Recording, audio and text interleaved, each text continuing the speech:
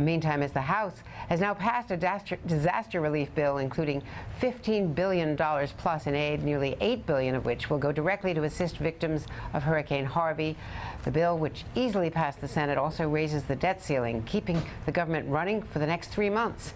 MSNBC's Garrett Haake is at the White House, NBC's Casey Hunt on Capitol Hill. Garrett, first to you. We know the president's getting a briefing. Later today, he goes to Camp David. Is there a chance he might sign this bill before he leaves? I don't know the timing of when it gets delivered to him. Yeah, there's a chance, and the machinery of getting it delivered here from the House still has to go into effect. But remember, Andrea, they were under pressure to get this bill done by today because FEMA was essentially going to be out of cash to help the folks in Texas by as early as this weekend. So that's very much something the president wants to get signed as soon as they can sort of physically get their act together to do it. And the president seems to be trying to build on what he's already done, cutting a deal with the Democrats, of course, 48 hours ago, surprising, shocking, blindsiding the Republicans. Now, today, tweeting, let's do this essentially by changing the filibuster rule and doing it on tax reform. Casey Hunt, that cannot be a welcome message for Mitch McConnell and for the Speaker.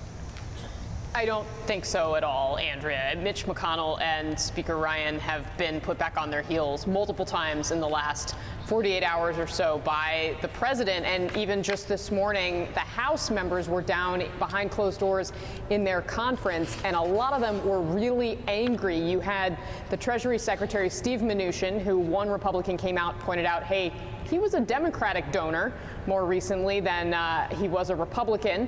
And you had Mick Mulvaney, the director of OMB, who was, of course, elected in that 2010 Tea Party wave, has never voted for a clean debt ceiling increase in his life.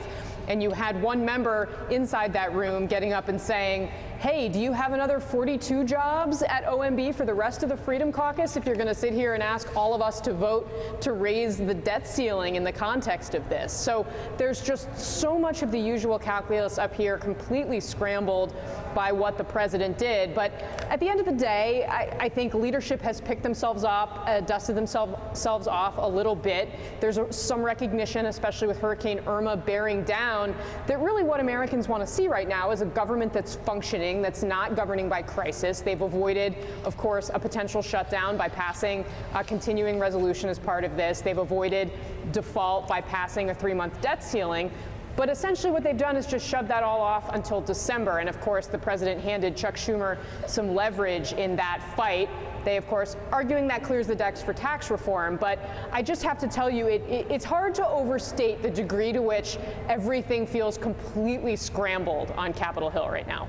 Hey there, I'm Chris Hayes from MSNBC. Thanks for watching MSNBC on YouTube. If you want to keep up to date with the videos we're putting out, you can click subscribe just below me or click over on this list to see lots of other great videos.